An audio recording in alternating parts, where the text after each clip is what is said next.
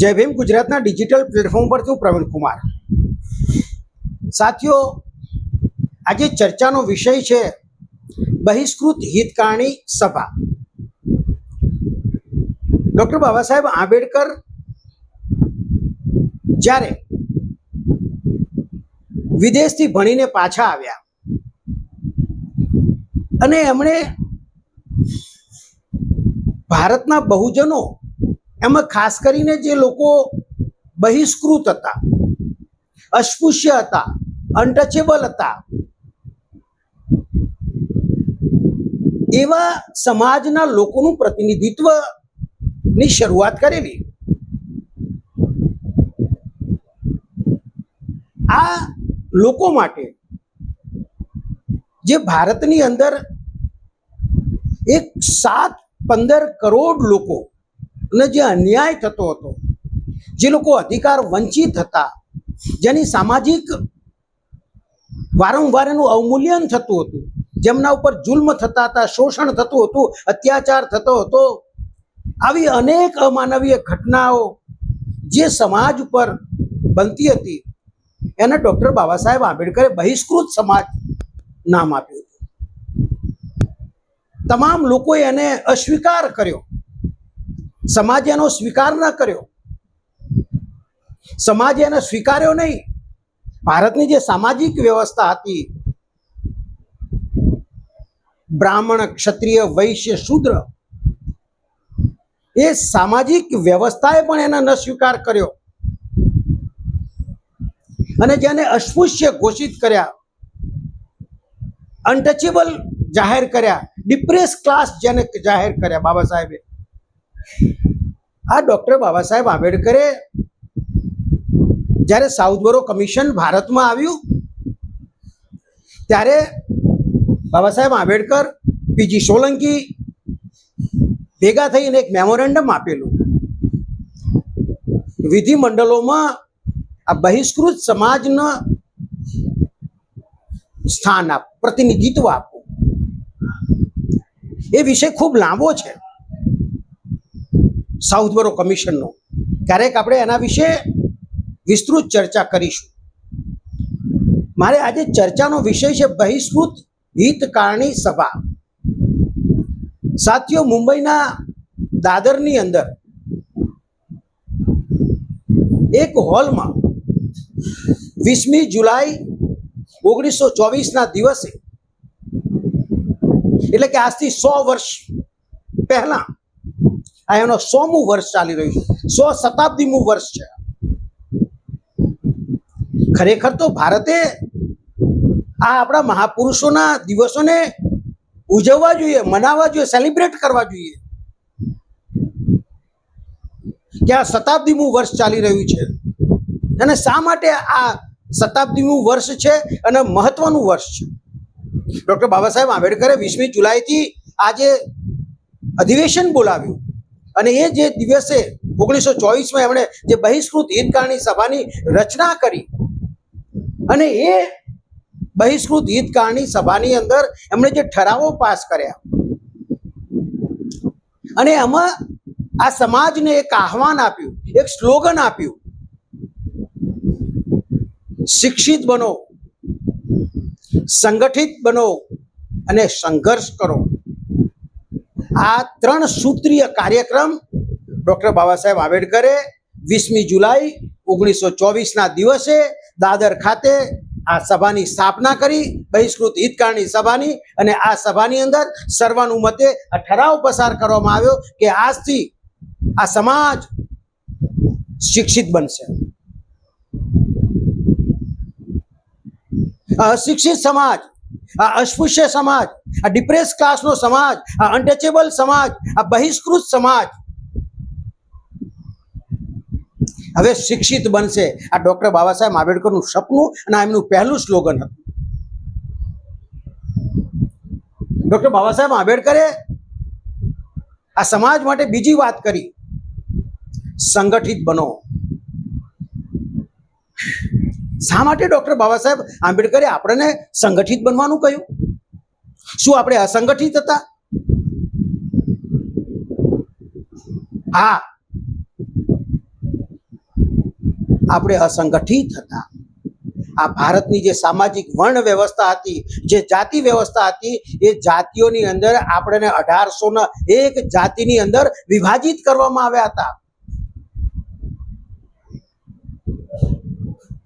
અને આ વિભાજિત સમાજ જે હતો એ એની પોતાની જાતિનું ગૌરવ લઈને ફરતો હતો. અને જે લોકો જાતિનું ગૌરવ લઈને ફરે છે, આ સ્લોગનના વિરુદ્ધમાં કામ કરી રહ્યા છે. એટલે ડોક્ટર બાબા સાહેબ આંબેડકરને ખબર હતી કે મારો સમાજ ને જો હું આ વાત નહીં કરું સંગઠિત બનવાની, તો આ જે સામાજિક વ્યવસ્થાની અંદર, જે જાતિ વ્યવસ્થાની અંદર જે પેટા જ્ઞાતિવાદ જે છે, જે 1801 જાતિમાં આ સમાજને જે વિભક્ત કર્યો છે, આ છૂટો છવાયો સમાજ ક્યારેય સંગઠિત થઈ શકશે નહીં. એ વાત બાબા સાહેબ આંબેડકર જાણતા હતા. અને એટલા માટે જ જુલાઈ 1924માં આ બહિષ્કૃત હિતકારણી સભાની અંદર ડૉક્ટર બાબા સાહેબ આંબેડકરે આ બહુજનોને વાત કરી. ત્રીજી વાત કરી, બહુ મહત્વની વાત કરી, સંઘર્ષ કરો. તો સંઘર્ષ કોની સામે કરવાનો હતો? સંઘર્ષ દુશ્મનોની સામે કરવાનો હતો. સંઘર્ષ તમારી વ્યવસ્થા જે બનાવી છે, તમને અવ્યવસ્થામાં મૂક્યા હતા, એ અવ્યવસ્થાની સામે કરવાનો હતો. ત્યારે અત્યારે બાબા સાહેબ આંબેડકરના આ જે મહામૂલો, જે સ્લોગન હતી, એની લોકો ધરહાર અવગણના કરી રહ્યા છે. અને સંઘર્ષ શિક્ષિત બનવાનો કરવાની હતી, સંગઠિત બનવા માટે કરવાનો હતો, આગળ વધવા માટે સંઘર્ષ કરવાનો હતો, શાસક બનવા માટે સંઘર્ષ કરવાનો હતો, શક્તિનું નિર્માણ કરવા માટે સંઘર્ષ કરવાનો હતો, શાસક બની અને સંસદની અંદર કાયદા બનવા માટેનો સંઘર્ષ કરવાનો હતો, સુપ્રીમ કોર્ટના જજ બનવા માટેનો સંઘર્ષ કરવાનો હતો, ન્યાયપાલિકાઓમાં જજો બનવા માટેનો સંઘર્ષ કરવાનો હતો, કાર્યપાલિકાઓમાં સંઘર્ષ કરવાનો હતો, યુનિવર્સિટીના ચાન્સલરો બનવા માટે સંઘર્ષ કરવાનો હતો. ત્યારે આ સમાજ બાબા સાહેબની વાતને ભૂલી ગયો અને સંઘર્ષ શરૂ કર્યો. અંદરો અંદર પેટા જ્ઞાતિવાદનો સંઘર્ષ કર્યો, એકબીજાથી અસમાનતાનો સંઘર્ષ કર્યો. અને અંદરો અંદરની લડાઈના કારણે આ દિવસે દિવસે આ સમાજ જે બાબા સાહેબ ડૉક્ટર આંબેડકર ઈચ્છતા હતા એની વિરુદ્ધ આજે ગુલામીની કગાર ઉપર આવીને પડ્યો છે. માત્ર 75 વર્ષની અંદર. જો કે વાત એમણે 100 વર્ષ પહેલાં કરી છે. આ શતાબ્દીનું વર્ષ ચાલી રહ્યું છે. આ બાબા સાહેબ આંબેડકરની આ વાતને શું ભારતનો કોઈ બહુજન આ બાબા સાહેબ આંબેડકરની વાતને સાંભળવા, સમજવા, શીખવા તૈયાર છે? હા, દરેક સંસ્થાઓ ઉપર આ સ્લોગન તો લખે છે, શિક્ષિત બનો, સંગઠિત કરો, સંઘર્ષ કરો. શું કોઈ શિક્ષિત બન્યા? સાક્ષર બન્યા છીએ તમે. આઈએસ ઓફિસર બન્યા હશો, આઈપીએસ બન્યા, આઈઆરએસ બન્યા, પણ તમે માત્ર સાક્ષર બન્યા છો. ડૉક્ટર બાબા સાહેબ આંબેડકરે સાક્ષર બનવા માટે તો તમને આર્ટિકલ 16(4) તમને રિઝર્વેશન આપ્યું છે. શિક્ષણનો અધિકાર માટે તમને બાબા સાહેબ આંબેડકરે રિઝર્વેશનની ખાસ શિક્ષણમાં વ્યવસ્થા કરી છે. તમે સંસદ સભ્ય બનો, ધારાસભ્ય બનો, એના માટે ડૉક્ટર બાબા સાહેબ આંબેડકરે રિઝર્વેશન આપ્યું છે. પણ તમે સામાજિક બનો એનું રિઝર્વેશન નથી આપ્યું. એ બાબા સાહેબ આંબેડકરના વિચારોથી સામાજિક બની શકાય છે. વાતો તો આપણે બાબા સાહેબ આંબેડકરની કરીએ છીએ, પણ શું બાબા સાહેબ આંબેડકરે જે માર્ગ ચીધ્યો છે એ માર્ગે આપણે ચાલી શક્યા છીએ ખરા? આજે 100 વર્ષ પૂર્ણ થયા.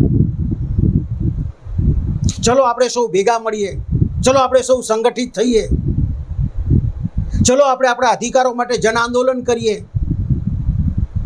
રાષ્ટ્રીય લેવલે એકતા મેળવીએ.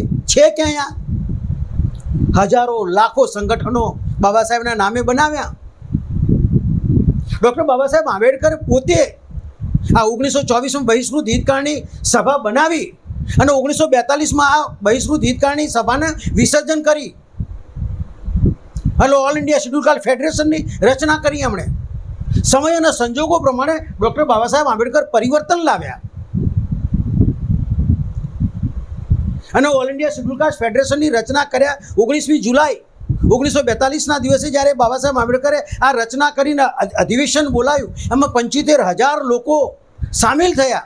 ત્યારે અંગ્રેજોએ ડૉક્ટર બાબા સાહેબ આંબેડકરને એમના સરકારની અંદર મજૂર પ્રધાન તરીકે, કાયદા પ્રધાન તરીકે બાબા સાહેબ આંબેડકરને આમંત્રણ આપ્યું.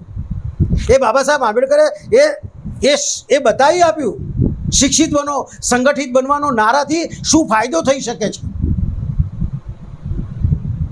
તમને કોઈએ બોલાયા મંત્રી બનવા માટે?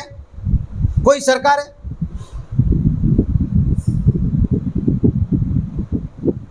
તો મારે જય ભીમ ગુજરાતનું ડિજિટલ પ્લેટફોર્મ આપને આ વાતની જાણકારી આપે છે કે બાબા સાહેબ આંબેડકરે જે માર્ગ બતાવ્યો છે એમણે એમને ઇમ્પ્લિમેન્ટેશન કર્યું છે બાબા સાહેબ આંબેડકરે. અને મહાન વિશ્વ વિભૂતિ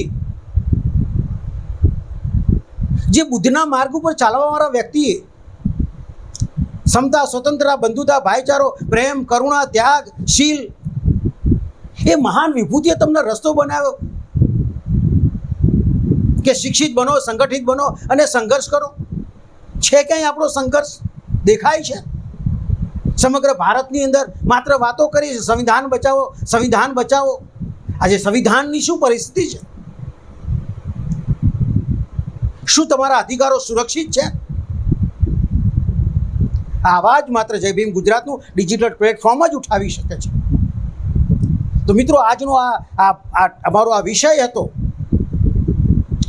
કે આજથી 100 વર્ષ પહેલાં ડૉક્ટર બાબા સાહેબ આંબેડકરે મુંબઈની અંદર દાદરમાં, કે જ્યાં બાબા સાહેબ આંબેડકરની ચૈત્યભૂમિ છે, જે એમનું પરિનિર્વાણ થયું, ત્યાંના અંતિમ સંસ્કાર કરવા એ જગ્યામાં જે એક હોલ હતો મારવાડી હોલમાં, ત્યાં બાબા સાહેબ આંબેડકરે આ દિવસે આ 1920માં આ સંગઠન બનાવ્યું, બહિષ્કૃત હિતકારની સભા, અને એમાં શિક્ષિત બનો, સંગઠિત બનો અને સંઘર્ષ કરવાનો નારો આપ્યો. એ નારાને આપણે આજે ભૂલી ગયા છીએ. આપણે વેર વિખેર થઈ ગયા છીએ. સંઘર્ષ કરતા નથી, સંગઠિત થતા નથી, શિક્ષિત બનતા નથી. માત્ર 14 એપ્રિલના દિવસે આપણે જય ભીમ કરીએ છીએ. સાથીઓ, અમારી આપને અપીલ છે કે ડૉક્ટર બાબા સાહેબ આંબેડકરના પગલે આપણે ચાલવું પડશે. અને આજના દિવસે ડૉક્ટર બાબા સાહેબ આંબેડકરે જે બહિષ્કૃત હિતકારની સભાની અંદર જે સ્લોગન આપ્યું, શિક્ષિત બનો, સંગઠિત બનો અને સંઘર્ષ કરો, ને આપણે સાર્થક કરવું પડશે. એવી આશા અને વિશ્વાસ સાથે મારી વાત આપને ગમી હશે તો અમારા આ ડિજિટલ પ્લેટફોર્મને આપ લાઈવ કરજો અને ઘર ઘર સુધી, જન સુધી પહોંચાડશો. એવી આશા અને અપેક્ષા સાથે જય ભીમ, નમો બુદ્ધાય.